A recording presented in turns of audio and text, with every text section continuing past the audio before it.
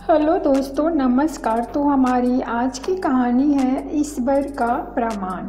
राजा राजवर्धन सिंह एक कुशल और न्यायप्रिय राजा थे। धर्म में भी रुचि थी और प्रजा भी सुखी थी, पर फिर भी चिंतित थे। कारण था उनका पुत्र जो घोर नास्तिक था। वह ईश्वर के अस्तित्व को ही नकारने वाला था। इतनी नकारात्मकता उसके भीतर भरी हुई थी कि उसने एक बूढ़ी नौकरानी, जिसने उसे गोद में खिलाया था, पाल पोस कर बड़ा किया था, उसे भी कारावास में डाल दिया था और जेल में चक्की पीसने का कड़ा दंड दे डाला। उसका अपराध सिर्फ इतना था कि वह दिन हो या रात, सुबह हो या शाम, आठों पहर हरि भजन गाती रहती थी और युवराज के मना करने पर भी भक्ति नहीं छोड़ी। वह नौकरानी दिन रात जेल में चक्की पीसते हुए भी हरि भजन गाती रहती। जब राजा को इस बात का पता चला तो वे बहुत दुखी हुए। उन्होंने तुरंत नौकरानी को रिहा करने का आदेश दिया और अपने महल में बुलाया। जब नौकरानी आई तो उन्होंने माफ़ी मांगते हुए कहा, मैं शर्मिंदा हूँ अम्मा, अपने बेटे की भूल के लिए मैं तुमसे माफ़ी मांगता हूँ। नौकरानी भाव विभोर होकर बोली, कैसी बात करते हैं अन्नदाता, मैं तो आपकी चाकर हूँ और सच कहूँ तो कारागार में मुझे कोई परेशानी नहीं है, बल्कि वहाँ तो मैं ज़्यादा सहज होकर अपने प्रभु की भक्ति कर सकती हूँ। राजा ने सुना और नौकरानी को अपनी चाकरी से मुक्त कर दिया ताकि भविष्य में युवराज उसे भजन गाने से रोक न सके और ईश्वर का भजन गाने वाली उस महिला को आर्थिक आधार पर कोई दिक्कत न हो, इसलिए उसकी तनख्वाह भी बहाल रखी।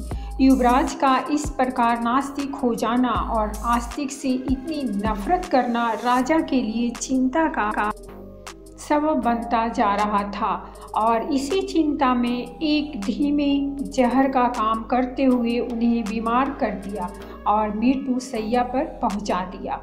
मरणासन राजा ने बेटी को बुलाया और सिर्फ आखिरी नसीहत देते हुए कहा, बेटा अब मैं जा रहा हूँ और मेरे बाद अब तुम्हें ही राज की बागडोर संभालनी है।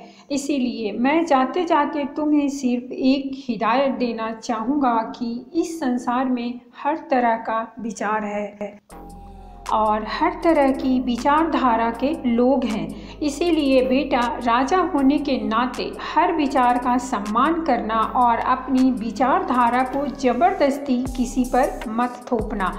ऐसी हिदायत देकर राजा चल बसे। युवराज के राज्य अभिषेक का समय आया। राजपुरोहित उन्हें पद की शपथ दिला रहे थे। राजपुरोहित ने शपथ पढ़ना शुरू किया। मैं ईश्वर की शपथ लेकर कहता हूँ कि राजा खामोश रहे। राजपुरोहित ने प्रश्न किया, क्या हुआ महाराज, आप शपथ नहीं लेना चाहते? मैं ईश्वर की शपथ नहीं ले सकता जिस पर मुझे विश्वास नहीं, जिसे मैंने कभी देखा नहीं, उसकी शपथ मैं कैसे ले सकता हूँ? किंतु यह तो परंपरा है महाराज। ठीक है, तो मैं अपने स्वर्गीय पिता महाराज की शपथ लेकर पद ग्रहण करता हूँ। वे एक न्यायप्रिय प्रजा पालक थे। राजा ने बिना ईश्वर की शपथ लिए राजपद ग्रहण कर लिया और इसके बाद राजा अपने पिता की नसीहत पूरी तरह भूल गया और प्रजा पर अपनी विचारधारा थोपने लगा।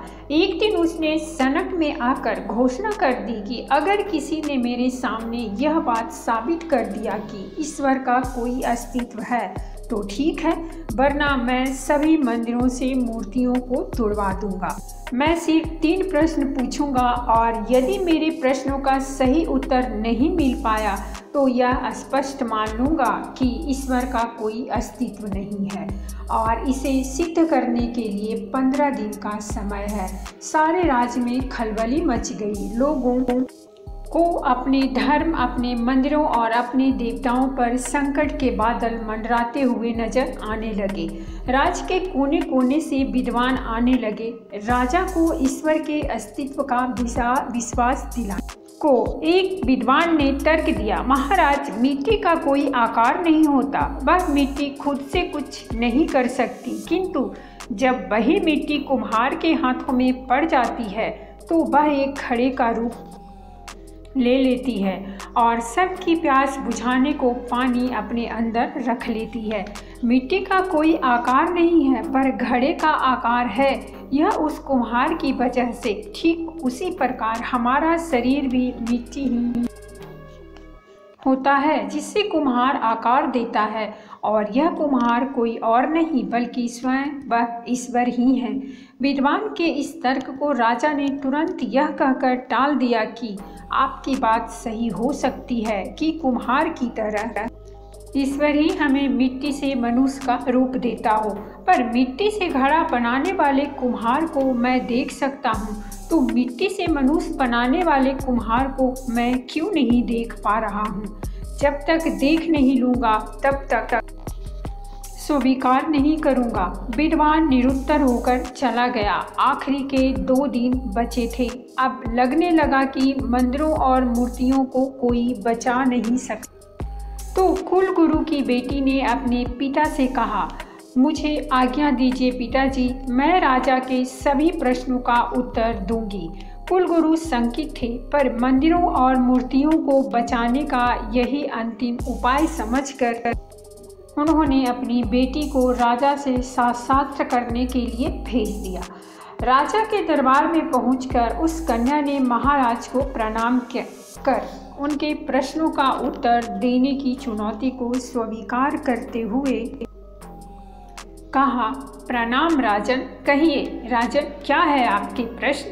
राजा बोला, पहला प्रश्न, क्या ईश्वर है, और यदि है तो दिखाई क्यों नहीं देता?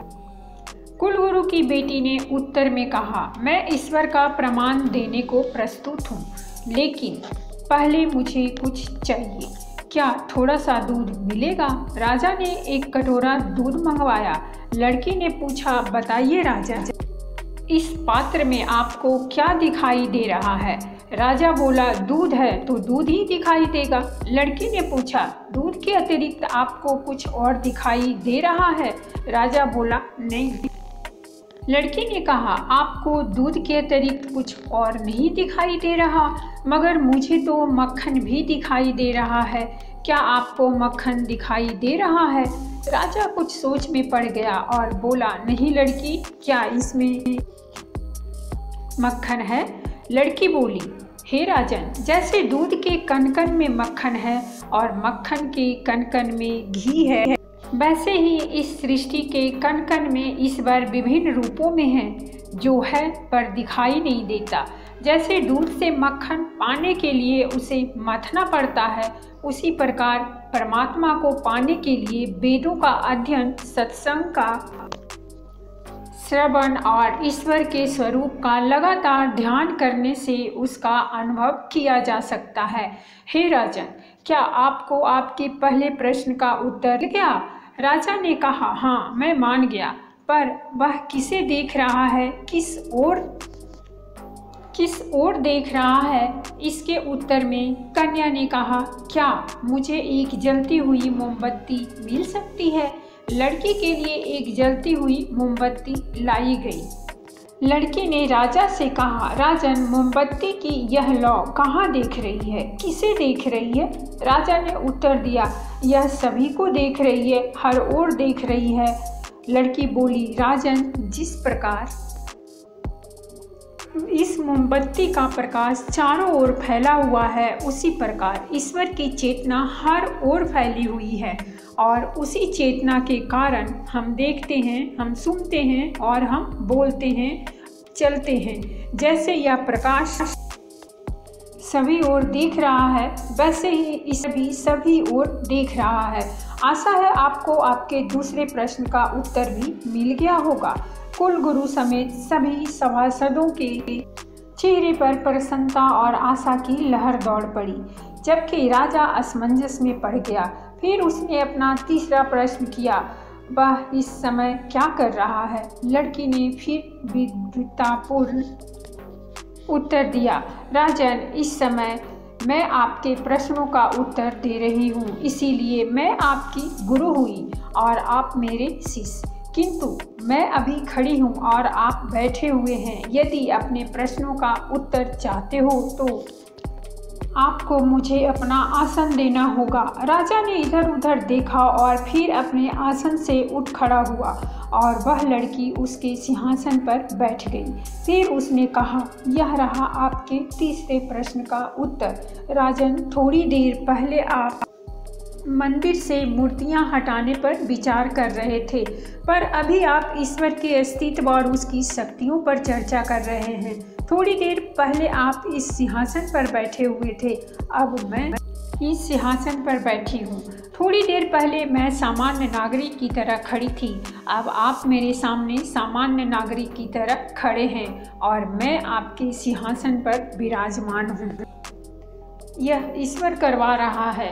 राजा को रंग और रंग को राजा बना रहा है। वह अनंत और असीमित शक्तियों का स्वामी है, जिसने यह सुंदर, अद्भुत, अलौकिक और महान ब्रह्मांड को रचा है, जिसमें सूर्योदय, चंद्रमा और असंख्य तारे अपने अपने स्थान पर विद्यमान हैं, फिर भी गतिशील रहते हैं। ऐसी सुंदर व्यवस्था के साथ इस संपूर्ण ब्रह्मांड को चलाने वाला ईश्वर हर कारण का कर्ता है। अब कहिए महाराज, क्या मंदिरों से मूर्तियां हटाई जाए? मूर्तियां तो उस ईश्वर का प्रतीक है, उसका मूर्त रूप है। वह तो सर्वज्ञ है, सर्वत्र है। किसी ने उसे मंदिरों में पाया तो किसी ने उसे पत्थरों में पूजा, किसी ने उसे पेड़ों, आकाश और सूर्य में पाया तो किसी ने उसे प्रार्थना में पाया। राजा पराजित हुआ, उसने पराजय स्वीकार की और सिर झुकाकर उस लड़की के सामने खड़ा रहा और इसके साथ ही सालों पहले की हुई अपनी भूल का उसने प्रायश्चित भी किया।